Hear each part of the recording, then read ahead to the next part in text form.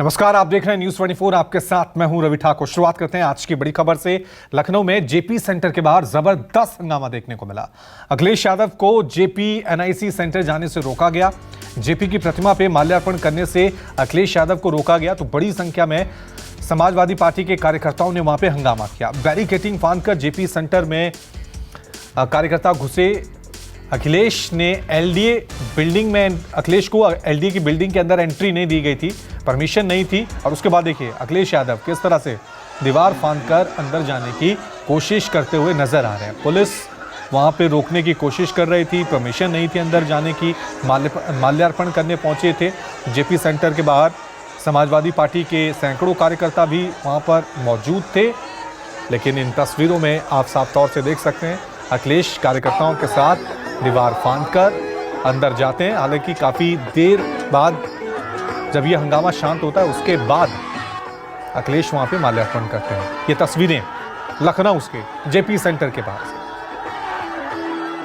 जैसे पहले कार्यक्रम समाजवादी लोग करते रहे हैं, उसी तरीके से आज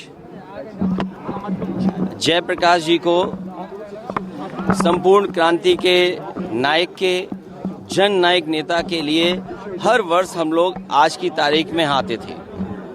और ये कोई पहली बार नहीं है कि इस जेपी समाजवाद म्यूजियम में हम लोग माल्यार्पण करने पहली बार आ रहे हों। लेकिन पता नहीं सरकार टीन की शेड लगा करके, टीनें लगा करके, दरवाजा बंद कर करके, ताला लगा करके पता नहीं क्या बताना चाहती थी।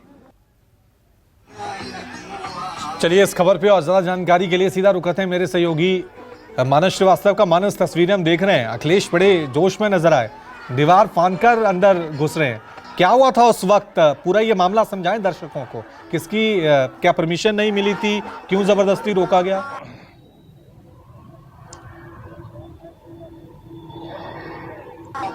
देखिए, जेपी एनआईसी का निर्माण हुआ था वो अखिलेश यादव की सरकार में हुआ था। उनका ड्रीम प्रोजेक्ट था।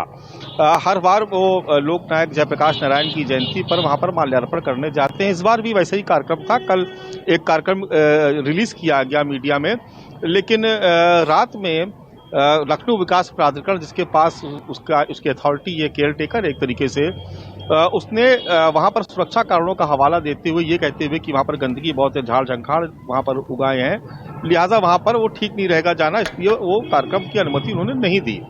लेकिन आज सुबह जब ये खबर अखिलेश यादव को मिली तो सबसे पहले उन्होंने ट्वीट किया, जिसकी आखिरी लाइन थी कि अगर बीजेपी की सरकार यही चाहती है तो ये भी होकर रहेगा।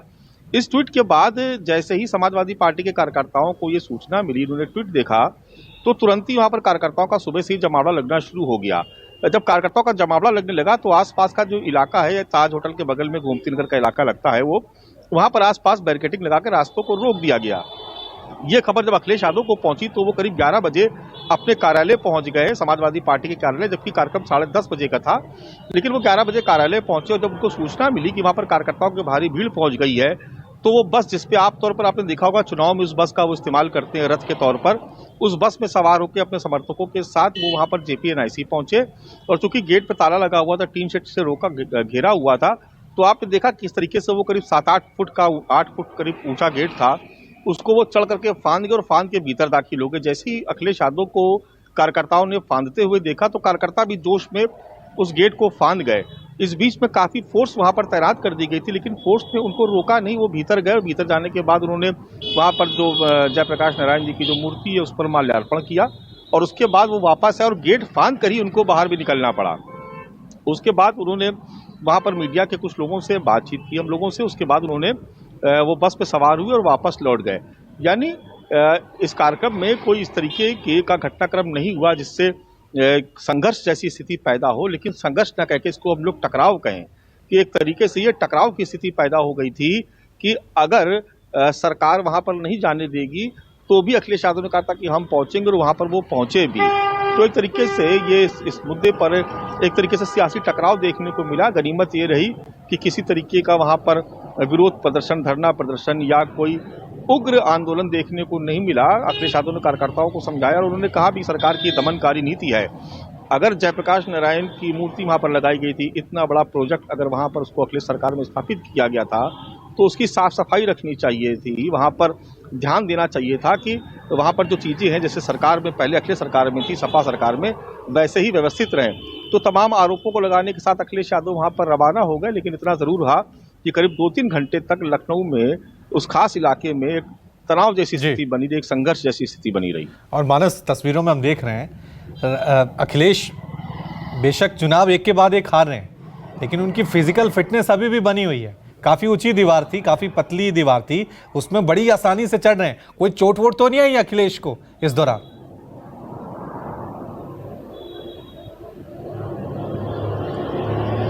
नहीं, चोट नहीं आई अखिलेश यादव को। स्पोर्ट्समैन भी रहे हैं और वो हर रोज जो है वो एक्सरसाइज भी करते हैं और रनिंग भी करते हैं, शाम को बैडमिंटन भी खेलते हैं, तो कहते हैं कि बहुत फिट रहते हैं वो। तो उनको बहुत दिक्कत हुई, आप अगर तस्वीरें देखेंगे तो बहुत आसानी से वो, चूंकि 8-8.5 फुट करीब या 9 फुट कह सकते हैं ऊंचा गेट था वो, लेकिन उसमें जो बीच पे खांचे बने तो उसमें उन्होंने पैर फंसाया और मेन गेट पे चढ़ करके दूसरी तरफ वो कूद गए, एक तरीके से कहा जाए, और वैसे ही कूद करके वो वापस भी आ गए और उनके साथ उनके तमाम समर्थक और कार्यकर्ता भी थे। दरअसल ये पूरा जो कार्यक्रम था उसको हर हाल में करने पर आमादा थे। ठीक है। और सर ये तो है कि उन्होंने माल्यार्पित वहां पे कर दी, लेकिन अपनी फिटनेस भी दिखाई अपने विरोधियों कि मैं पूरी तरह से फिट हूं, फिजिकली भी और राजनीति में भी। बहुत बहुत शुक्रिया मानस तमाम जानकारी के लिए।